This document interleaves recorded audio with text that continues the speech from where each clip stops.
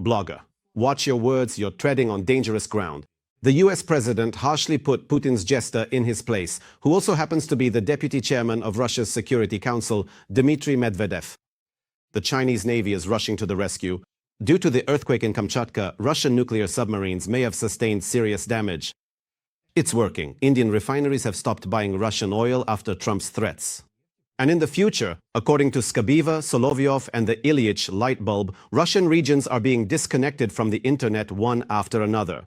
And now people will actually be jailed for using VPNs and searching for materials that Putin disapproves of. All this and more coming up in our broadcast. In the meantime, please like this video and subscribe to the channel Ukraine Today. It's going to be interesting. US President Donald Trump wants Russia's war against Ukraine to be over by August 8th. This was stated during a UN Security Council meeting by John Kelly, the acting deputy permanent representative of the United States to the UN, according to Reuters. During his address to the 15 members of the UN Security Council, Kelly emphasized that both Russia and Ukraine must agree to a ceasefire and a lasting peace. In his view, the time for a peace deal has already come. Quote, President Trump has made it clear that this must be done by August 8th. The United States is ready to take additional measures to ensure peace, Kelly noted. There are already 13 dead and more than 120 wounded. These are the horrific consequences of the Russian missile and drone attack on Kyiv. And immediately, some telling statistics emerge. Russian drones have started hitting targets in Ukraine 3 times more often. We will soon tell you what this is connected to and how to deal with it. At the same time, things are very loud on Russian territory itself, particularly with Penza coming under attack. There, 2 factories were hit that work, or rather, now we should probably say, used to work, for the Russian Federation's military-industrial complex. Ukrainian drones were also spotted in the skies over temporarily occupied Crimea. Another piece of news that caught the attention of military analysts: China has sent its rescue vessel to the shores of Russia. This coincided not only with Pacific Fleet exercises, but also with an earthquake and tsunami near the main base of Russia's submarine fleet in the region. More details on all of this in our military review. Public transport driver, a hellish night. Russian occupiers have once again attacked the capital of Ukraine.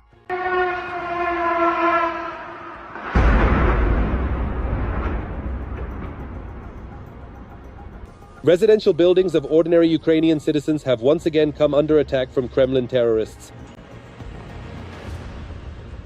As a result of the nighttime combined strike on Kyiv, 8 people were killed, including a child. People remain trapped under the rubble, and there are also reports of missing persons. Russian forces launched nearly 300 drones and 8 missiles at Ukraine and also used rocket-propelled Shaheds. This is a new development by the Russian military-industrial complex, which allows for improved tactical and technical characteristics and accordingly reduces the impact of air and missile defense systems at the moment of their neutralization. At the moment, there is no information in open sources about the exact number of Juran 3 units produced, but this clearly indicates that the Russian Federation is significantly scaling up the production of unmanned aerial vehicles, specifically drones equipped with small jet engines, to substantially increase their destructive firepower against Ukraine's critical infrastructure targets. And here is another alarming trend. The effectiveness of the occupiers' drone attacks has tripled. On average, about 15% of UAVs penetrated Ukrainian air defenses from April to June, whereas in the first quarter of the year, this figure was only around 5%. They took into account the experience of countering mobile fire groups, and that's why attacks on Ukraine's infrastructure targets are now being carried out from an altitude ceiling of 2,000 to 3,000 meters. The second point is the use and improvement of strike tactics, namely the so-called caravan approach. Meanwhile, the Kremlin continues to strengthen its relations with China. A Chinese vessel was sent to Russia's far eastern coast during Russian Navy exercises, which also involved the Pacific Fleet. There are only 3 such ships in the Chinese fleet. This primarily indicates that the People's Republic of China is making it abundantly clear to the Russian Federation about the actual and current state of its naval capabilities and overall fleet strength. In other words, it is technically worn out and not ready to carry out combat missions. But while the 2 dictators prepare to wage war against the West, the US has developed a mechanism to arm Ukraine with American weapons using European money. Republican senators have prepared a bill that provides for the creation of a special fund. They are counting on establishing a funding source of between $5 and $8 billion per year, and the likely donors are Germany and the United Kingdom. This is a quite manageable amount of money, considering that for 2025, Germany has announced military technical assistance to Ukraine totaling 9 billion. And at the moment, the United Kingdom is actively using frozen Russian assets, specifically the interest from them, for the financial and technical support of the Ukrainian side. But Ukraine is not standing still either. Kyiv is working on developing its own ballistic missiles to strike deep into Russia, said Defense Minister Shmyhal. At the moment, Germany has announced that it will invest about 1.9 billion euros in the Ukrainian defense industry, specifically for the production of Ukrainian ballistic missiles and strike systems. We're talking about Ukrainian drones with a strike range of up to 1,500 kilometers. Apparently, it is with this money from German taxpayers that Ukrainian developments of the operational tactical complex Prom to Savsarta will be transferred to Ukraine. Meanwhile, fierce fighting continues on the front. Russian occupiers are actively assaulting in the Pokrovsk and Novopavlivka directions. The main theater of operations is the Pokrovsk direction. These are attempts by the occupiers to create an operational encirclement toward Mias. In the Novopavlivka direction, the main objective of the occupiers is to try to reach the active border of the Dnipro in the Petrovsk region. Meanwhile, drones paid a visit to Russia and temporarily occupied Crimea. The Ministry of Murders announced that 32 drones were destroyed overnight. That's it, the plant is being bombed. There it goes, flying high and gracefully. Yeah. A drone. Due to the earthquake in Kamchatka, Russian nuclear submarines may have sustained damage. One of the settlements affected by the disaster was the closed city of Vilyushinsk. This is the main base of Russian submarines in the region. They could have sustained serious damage since the epicenter of the earthquake was just 100 kilometers from Avacha Bay, where the Russian Pacific Fleet is based. All the details about the powerful tremors in Kamchatka and how the Russian authorities responded coming up in the report. On July 30th, a powerful earthquake with a magnitude of 8.7 struck off the coast of Kamchatka, making it the strongest in this area since 1952.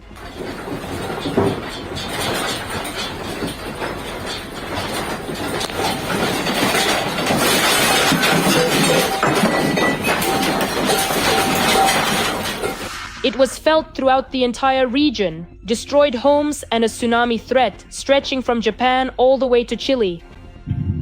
In the center, the water receded quite a bit. Really noticeably, in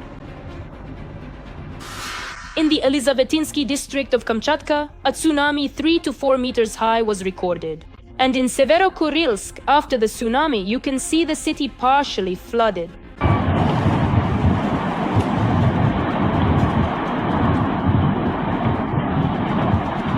And now, regarding the statements, here, a Russian seismologist gave his assessment of the situation. This, unlike the events of July 20th, can already be classified as a unique event. Even the regional minister of digital development, Nikolai Kiselev, spoke out, announcing what is probably a very important piece of news. At the moment, all communication nodes have been restored and are under constant monitoring. The zonal trunk communication channel was also not affected. But the Russian Ministry of Emergency Situations itself is actually saying that there was apparently no tsunami at all. The Kamchatka Tsunami Observation and Warning Center declared a tsunami threat in several municipalities of the Kamchatka territory. There was no significant rise in water level. The magnitude of the underground tremor was 7.1 according to instrumental data. The tremor was felt in several settlements with an intensity of up to 8 points.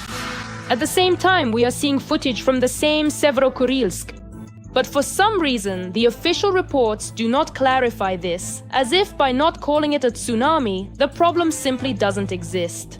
The question is whether anyone was swept away in the process, because it really depends on who exactly considers those 3 or 4 meters to be critical. For example, as a resident of St. Petersburg, a city that has suffered from floods for many years, I know perfectly well that for a flood in St. Petersburg, 3 meters is quite a critical level.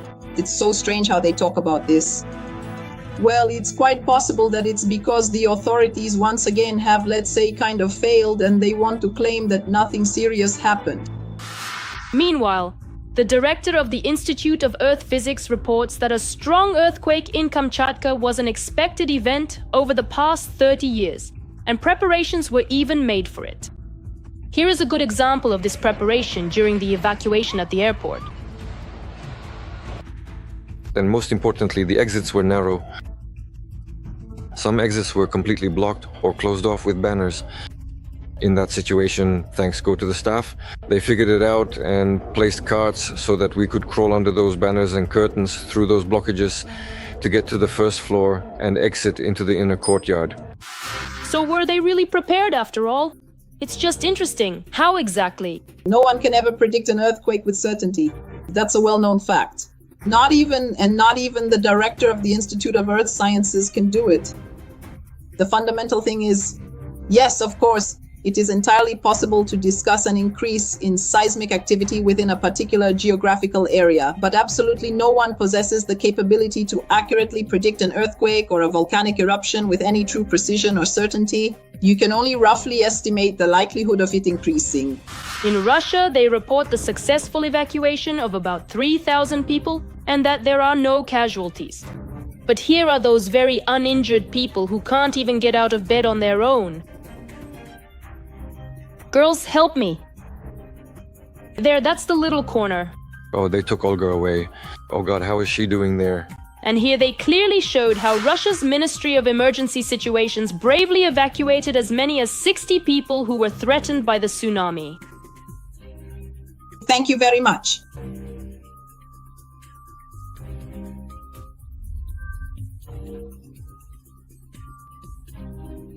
Repeated expressions of thanks. But what exactly are we thanking them for, right? I mean, if an evacuation happened in a critical situation, well, yes. But what else is the Ministry of Emergency Situations supposed to do? Well, you could say they did their job. Thank you, goodbye. But for some reason, all of this is on camera, right? And that's why, of course, it looks absolutely unnatural. The irony is that the earthquake is being talked about all over the world, in the news in Japan, the US, and Europe. Only in Russia itself is there informational restraint and not a word from Putin or his cronies. When the ground slips out from under your feet, you want to believe that the state will lend a helping hand. But in Russia, it's more often cameras that are put in place. And while some people are saving each other, the authorities once again choose to remain silent. Trump staged a public battle with Dmitry Medvedev. Watch your words, you're on dangerous ground. That's exactly how he publicly went after the Kremlin drunkard. We'll tell you what Dimon mumbled in response in just a minute, as well as about the discovery of secret documents regarding Trump's ties to the Russian Federation. And it's not just anyone making this claim, but the FBI director himself, Kash Patel. All the details are in our international report. Is Trump really connected to Russia? In the US, the FBI found bags of classified materials, among which were documents indicating that the investigation into Trump's collusion with Russia in 2016 may have been launched even before any substantial evidence had emerged. In other words, deliberately. This could be used against Trump by claiming a certain level of, say, dependency within the framework of perhaps some past contracts, maybe from his business dealings or possibly from his first term. No one knows. No one really knows because there is no information yet. There's nothing to analyze at this point. For Russia, interfering in other countries' elections is nothing new. The president of Moldova stated that Russia is preparing an unprecedented interference in the parliamentary elections scheduled for September. Meanwhile, Peskov, as expected, denied these accusations. Of course, Russia will interfere in the parliamentary elections in Moldova. And as far as I understand, preparations for this interference are already underway very actively. Why? Because, again, many people forget that Moldova, after all, the Republic of Moldova is not a presidential republic, not a presidential parliamentary republic, but specifically a parliamentary presidential one. Plus, once again, there has been significant information that widespread protests will be financially funded, and the necessary narratives will be carefully spread through various social networks and the mass media. Peskov also responded to Trump's ultimatum about resolving the war within 10 days, saying that the Russian economy is not afraid of new sanctions. Therefore, of course, we have already developed a certain immunity in this regard and continue to monitor all statements by President Trump and other international representatives on this matter. Nevertheless, after Trump's ultimatum, Moscow launched a massive strike on Kyiv. Yes, exactly, yes. Even Keith Kellogg's daughter sees all of this as a direct response by Putin to the US conditions. Kiev is under a massive drone attack. Make no mistake, this is Putin's response to President Trump's deadline. He is testing America's resolve and strength. We cannot afford to show weakness. First, Trump's ultimatum, then the Kremlin's response saying that sanctions don't scare us. And a few hours later, a massive shelling of Kyiv. All of this looks like a demonstrative gesture, both in words and in actions. And absolutely everything that is currently happening right now, with an increasingly unstable Europe, a significantly distracted America, and even the complex domestic political events unfolding inside Ukraine, all of this undeniably plays directly into Putin's hands. Yes, it truly does. And right now, Russia is clearly showing the United States that it absolutely does not possess a monopoly on, so to speak, dictating to Russia precisely what, when, and how it should conduct its affairs and operations. Meanwhile, Kazakhstan is turning away from Russia.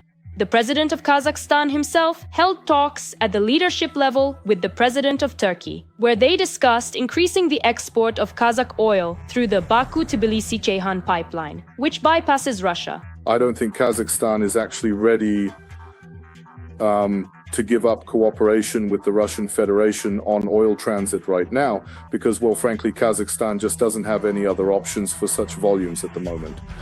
But is Kazakhstan ready to work on diversifying such new corridors, right? On creating them, on, let's say, modernizing the existing ones without the Russian Federation? Of course, yes. The Kremlin demonstratively ignores ultimatums, continues to strike Ukraine, and at the same time is losing influence in places where, not so long ago, it thought everything was under control. Even longtime partners like Kazakhstan are looking for workarounds and moving out of Moscow's orbit. Slowly but surely. Every voice matters. Join our community, support independent journalism and help us bring you the truth from Ukraine. Become a member of Ukraine Today. Join us now. Trump's threats are working. India's state-owned oil refineries have halted imports of Russian oil following statements by President Donald Trump, who threatened Asia's second-largest economy with 100% tariffs for cooperating with Russia. The halt in purchases took place this week, 4 industry sources told Reuters. According to them, Indian Oil Corporation, the country's largest oil company, which operates 10 out of India's 20 refineries with a total capacity of 60 million tons per year, was among those who refused Russian barrels. In addition, other major state-owned companies have also suspended imports. According to Reuters sources, Indian refineries are looking for alternatives to Russian barrels on the spot market and have started purchasing oil from OPEC countries in the Middle East and from West Africa. The president of Belarus, Alexander Lukashenko, stated that military mobilization during peacetime is necessary to maintain the stability of the economy. Quote, "Consider that we are living in a very difficult peacetime, when military mobilization is needed, as well as tough, sometimes unconventional methods of work," Lukashenko demanded at a meeting with the heads of Belarusian diplomatic missions. According to Lukashenko, the upcoming 25th and 26th years will be very difficult and tense for the country. Let me remind you, just the other day, the Belarusian dictator announced that preparations for a possible war are underway in the country, just in case. And here is another loyal henchman of Putin who, for quite some time now, hasn't been demanding, declaring, or announcing anything. At least not in person. Ramzan Kadyrov has completely disappeared from the radar. He may be undergoing treatment for a serious illness. Maybe we've gathered all the available information and theories about where Dondon has disappeared to. First he almost drowned and now he's gone missing. Ramzan Kadyrov, who nearly lost his life at one of the foreign resorts, hasn't made contact for a week now. It all started with a sensational report in the Turkish media. Around noon on July 24th, 48-year-old Kadyrov, who was vacationing at a luxurious hotel in the Kaynar district, went for a swim in the sea. As soon as he entered the water, he suddenly began to feel unwell. He started having trouble breathing. The Chechen ruler was essentially starting to drown. The hotel staff reacted instantly when they noticed that their distinguished guest was suffocating. The employees called for medical services and the Coast Guard. The Coast Guard's medics rushed to help, pulled the drowning Kadyrov ashore, and handed him over to the doctors. It would seem to be just an ordinary accident, but investigators noticed far too many inconsistencies in this story, especially regarding the rescuers who rushed to pull Ramzan out of the water. As an untouchable figure, he always travels on such trips surrounded by dozens of bodyguards who also provide security for the SVO fighters. It's simply impossible to believe that there wasn't a single swimmer among them. Any rescuer who dared to get within arm's reach of him would have ended up beyond anyone's help. Because Turkey is also home to a huge number of both the victims of the Kadyrov regime itself, as well as the children of those whom the Kadyrovites tortured to death, abused, or killed. Accordingly, the security measures around Kadyrov there are simply extraordinary. And it gets even more interesting. A few days later, while the rescued Kadyrov showed no signs of life, insider information started to emerge. According to one of these reports, he didn't even try to go into the water. The illness struck the Don right on the shore. Information began circulating among law enforcement that, in fact, things were much worse. His health was already in bad shape, even when he was still on the shore. So, he didn't swim, and they say that even in his current condition, he wouldn't have been able to swim. The ambulances arrived. A lot of ambulances, in fact. At least that's how it seems. But again, I definitely wasn't there myself. So, he had health problems, they packed him up and took him away. And now the question arises, what exactly was this? So according to one of the most popular versions today, Chechen security forces staged a real performance just to secretly take the head of the republic out for emergency medical treatment. After all, rumors about his poor health have been circulating for quite some time. I suspect that this was about Kadyrov being hospitalized somewhere in Turkey, because without a doubt the sanctions have primarily hit Russian healthcare. And apparently this whole story about his drowning and rescue, a man who was never left alone for even a second, who simply couldn't have drowned or choked on water when he's always surrounded by people, the most modest of whom probably holds one of the highest swimming ranks, just doesn't add up. Accordingly, I believe this is simply a special operation to legitimize his presence in Turkey. According to the official version, after Kadyrov was brought back to normal condition, he flew back to Chechnya. And this cover story was also prepared in advance. For example, on the eve of July 30th, Ramzan Kadyrov posted a photo on his social media where he is playing chess with his son. However, it's hard to tell when the photo was actually taken. The greenery outside the window, judging by its shade, looks more like spring. And the fact that Kadyrov's son is wearing a hoodie, let me point out, it's over 30 degrees in Grozny right now. Well, this outfit suggests that the photo was taken in advance. In general, lately he has put quite a lot of effort into proving that he is alive. All of this has been happening against the backdrop of Kadyrov sharply reducing his work activity in recent months. After April 8th, he only personally held meetings twice, on July 4th and July 14th. Moreover, the meetings themselves did not look very convincing. Meanwhile, an unprecedented power struggle is brewing in Chechnya itself. Kadyrov is making a last-ditch effort to place his son Adam on the throne, but by law, Adam cannot govern the republic until he turns 30. And the Kremlin isn't particularly eager to see a third Kadyrov on the throne either. According to analysts, they have already prepared their own successor there. Apparently, we are preparing for the funeral of Ramzan Kadyrov. Because there is a media campaign, alongside reports of Ramzan's serious health problems, there is an obvious promotion of this Apti Alaudinos. It seems he will be the next boss of Chechnya, according to the Kremlin's plan. However, who will actually lead Chechnya after Kadyrov fails to return from his next hospitalization is still unclear. There are still plenty of opponents in the region to this kind of hereditary power, which denies the republic its independence. So nothing has been decided yet. And given the number of reports about Ramzan Kadyrov's condition, we'll find out soon enough. Putin has signed a law introducing penalties for the deliberate search for extremist materials on the internet. Additionally, using a VPN while committing a crime will be considered an aggravating circumstance. Meanwhile, a new wave of internet shutdowns has swept across Russian regions. We're talking about the Sverdlovsk, Tyumen and Oryol regions, the Altai and Krasnoyarsk territories, as well as Udmurtia. In some of these areas, the signal has been jammed since the middle of last week. What's the reason for this, and what are the prospects going forward? We'll discuss this next. In the meantime, please like this episode and don't forget to subscribe to the Ukraine Today YouTube channel. Since the beginning of summer, mobile internet in Russia has become a matter of chance rather than a reliable means of communication. Residents in a dozen Russian regions have lost access to the network. Internet is being shut off in Russia. Russian regions, one after another, continue to restrict mobile internet access. In recent months, mobile internet has been shut off more and more frequently in Russia. Udmurtia, Krasnoyarsk Krai, Tver Oblast, Bashkiria, Khakassia, Chelyabinsk, Volgograd and Tyumen regions. According to one human rights organization, by mid-July, mobile internet had been shut off in more than 60 regions of Russia.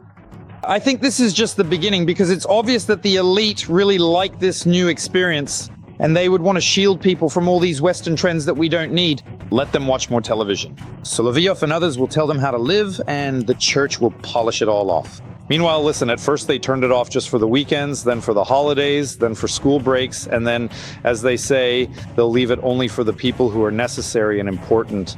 And for us, why should we discuss whether the current course is wrong? It's important to note that some of the regions where the internet is unavailable are far from the Ukrainian border. The authorities explain the shutdowns are necessary to prevent drone strikes.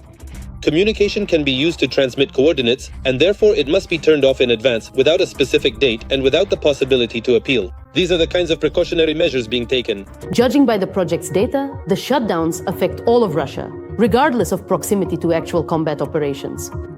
For example, the Omsk region, the leader in shutdowns, is 2,500 kilometers away from Ukraine.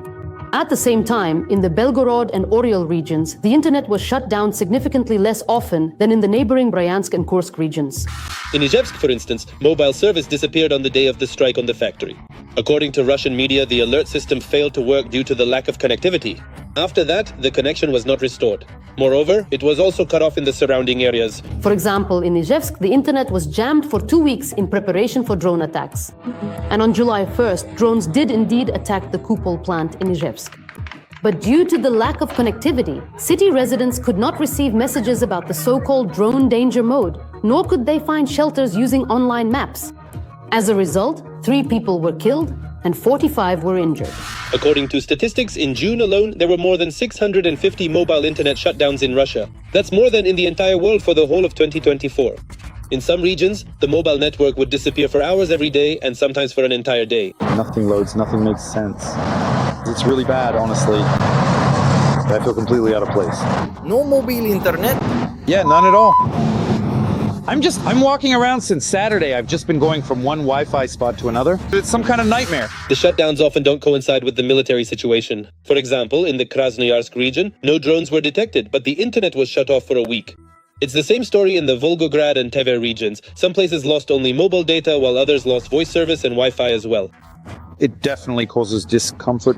I still don't understand what the point is. It will be very hard to imagine our lives in the 21st century without the internet. We make doctor appointments online. All our chats are on the internet. So how are we supposed to manage? I don't know. Without connectivity, nothing works. Payment terminals, online banking, taxi and delivery apps. In remote villages, you can only get a signal in a specific spot. Sometimes network outages lead to completely unexpected consequences. On July 6th, in the Tver region, a driver beat up and threw a 14-year-old schoolgirl off a bus, thinking she was riding without a ticket. In reality, the girl had paid for her ride through the SBP system, but she couldn't show the receipt because the mobile internet was down. She is now in the hospital with a concussion and hematomas. In July 2025, new regulations came into effect in Russia. Regional authorities were granted the right to disconnect communications without coordinating with federal operators. The wording is, in case of a threat. What exactly constitutes a threat is not specified. The duration of the outages obviously is not limited. We'll have to switch to SMS. We'll go back to letters, to the post office. Carrier pigeons.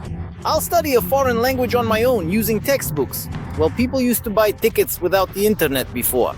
We'll probably manage. Russia is gradually moving into digital silence. This isn't a glitch, not a temporary restriction. It's a new reality where communication is controlled not by operators, but by orders, and a return to being online is not guaranteed.